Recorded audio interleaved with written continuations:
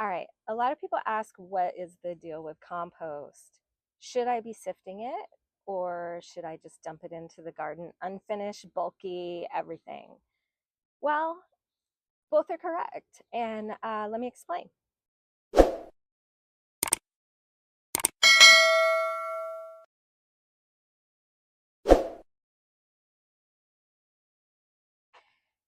Hey, welcome back to Spooky Small Space Garden. I am Tish and I am a small space container gardener here in the low desert of Phoenix, Arizona, zone 9B, 10A.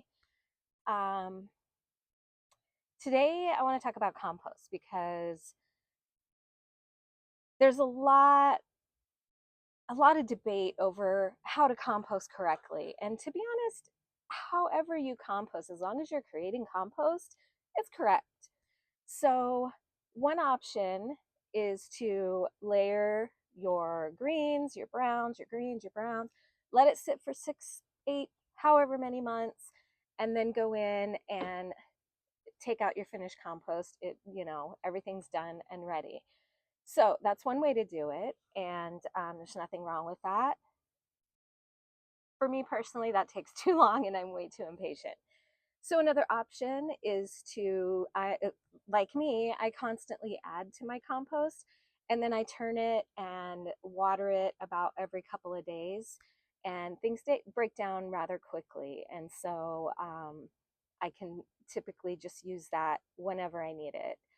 And that's the way I like to do it. But really, it's personal preference. Okay, so when it comes to sifting compost, um, a lot of people argue that there's no reason to sift. You don't need to do it because taking unfinished compost and just tossing it into your garden, eventually that stuff is going to break down. And that's true. That's absolutely true. And you can absolutely do that. And there's nothing wrong with it.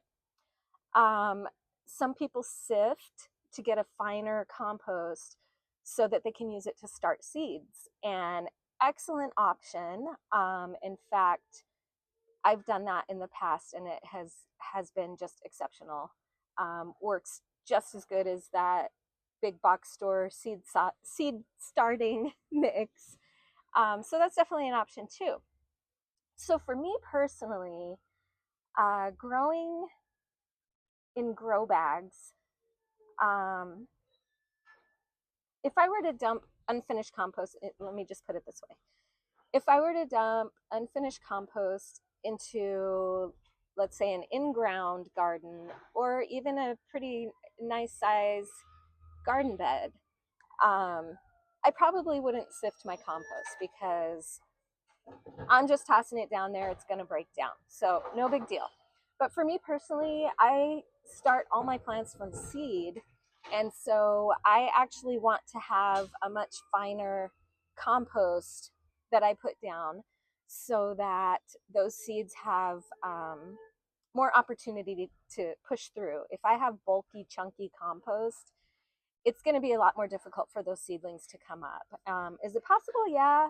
But it's a little more difficult, at least from what I've seen or what I've experienced. So, for me personally, I like to sift. I sometimes leave a few chunks in there. I also sift to take out any plastic that may have gotten in there, any rocks. I've had lots of rocks. Um, Not sure how, but they ended up in there. And so I sift those out. So I definitely like a little bit finer compost personally. It just makes it easier with seedlings. Now, with the garden where it's at right now, everything is sprouted, plants are growing fine.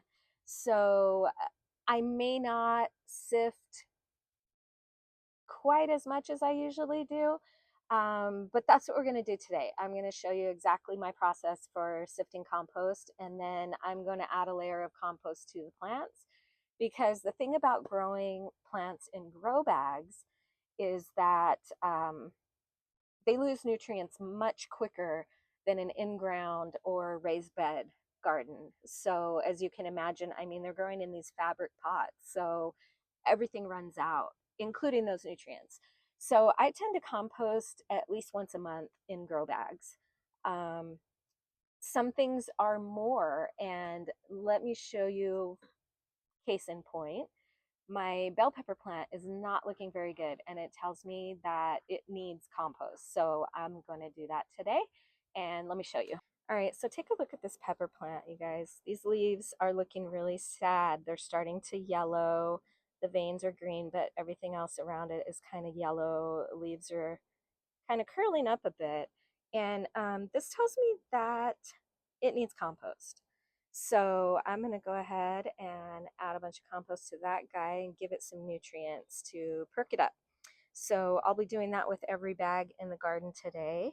And first up is compost sifting. Okay, so taking you over to my compost bin,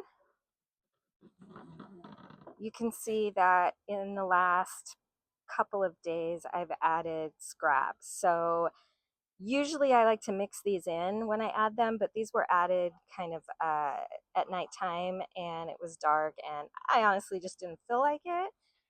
So I didn't do it. But what I'll do today is really I'm gonna go digging for the bottom part of this bin, at least, you know, because that's where the most of the compost is broken down by now, towards the bottom. So I know that I typically mix it up every couple of days, but today I'm gonna go digging. So I want to get as much finished compost as I can get, knowing that, yeah, this is not all finished, and that's fine. Like I said, it's going to break down in the garden no matter what. So whatever you start with is fine. So let me get going. All right, so I'm going to take the pitchfork and just kind of turn the top layer to get some of these bigger chunks and scraps out of the way. Just kind of loosen it up a bit, make it a little easier to grab. Oh, look at that, you guys. Black gold. It looks just beautiful. All right, so I'm going to go ahead and fill up, or maybe not fill up, but at least, you know, halfway, a 5-gallon bucket that I have over here to the side. And that's what I'm going to start with for sifting. And let me tell you, this smells amazing. It smells like absolute fresh soil. It's just beautiful. Look at that color. It just looks so good. I see a black fly larvae there. Throw it back in there.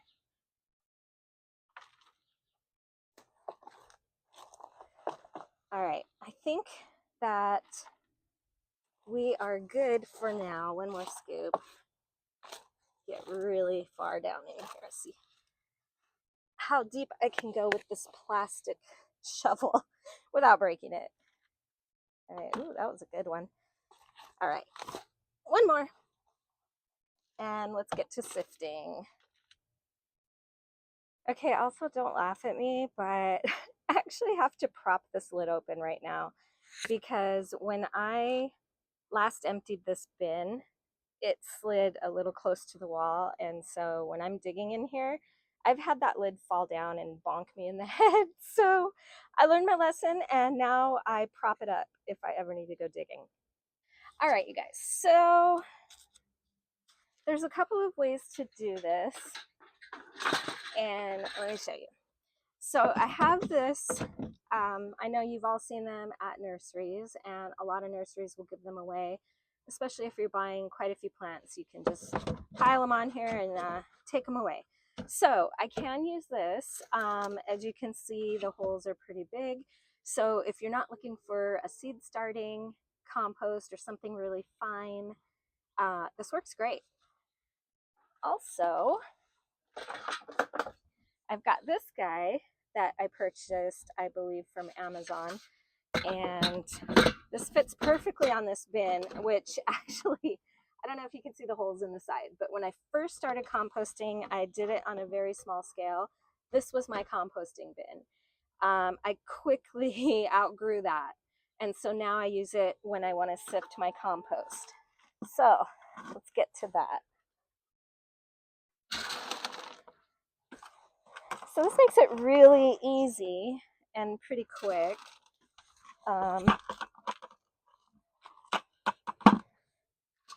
So I'll start with that. Okay, so first thing I like to just give it a shake. Oh, saw a big piece go in there. That's okay. Give it a shake and then drop it in the bin because that's always good. I like to just swish things around, get it down there. All right, so as you can see, what's left, big chunks, things like that. So all of this is going to go right back into the compost, and we'll keep sifting. So let me get a little bit of more of this done, and then I'll show you what we're working with at the end. So again, unfinished compost, big, chunky, perfectly fine to go in the garden. And if I were gardening in a raised bed, I would probably just toss this in here. But since I'm gardening in grow bags and I'm limited on space, I would like a little bit finer compost to go down there. So if you want to use this, feel free, my friends. So I wanted to show you a couple of things you might come across in your compost. So I just dropped them. All right, here's a worm. Got a worm. Great for the garden, great for the compost, so I'll throw him back in the compost. Also, we've got a grub. It looks like it might be dead, but maybe not. Excellent for the compost, breaks down things very quickly. However, bad for the garden because they will feed on roots. So these are going right back into the compost. Whew. All right, so I sifted about 1.5 5-gallon buckets of compost, and I'm left with about 3/4 of sifted compost. So let me show you what that looks like. All right, so here is our completed sifted compost. Look at that, you guys. Look how beautiful that is. So this is, again, excellent for starting seeds. Excellent for topping off anything, really. I mean, especially, like I said, grow bags.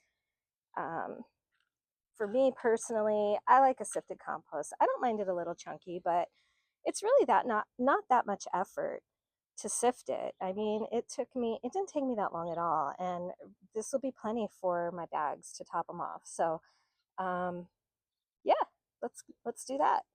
All right, so I have the grow bags topped off with compost, so we'll put some nutrients back into the soil. And just wanted to say that if you are thinking about composting, or you're thinking too much about your process in composting, don't overthink it, because really the only rules to composting is the ratio of greens to browns. So greens being, the kitchen scraps, etc., green leaves that you may have pruned off from other plants. So the greens, you throw those in, and then you want 2 to 3 parts browns.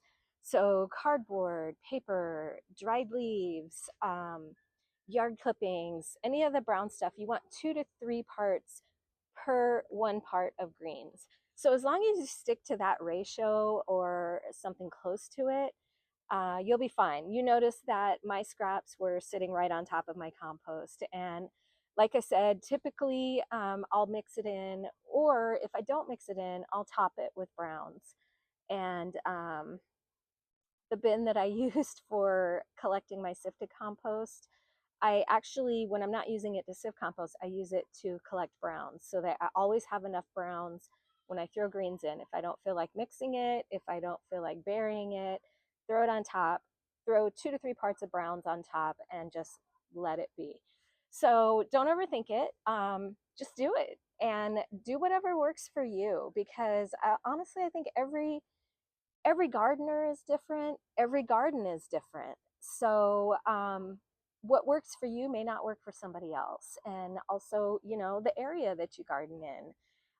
For me, in the summertime, or at least by the end of summer, I have tons and tons of browns, because everything dies in the summer here.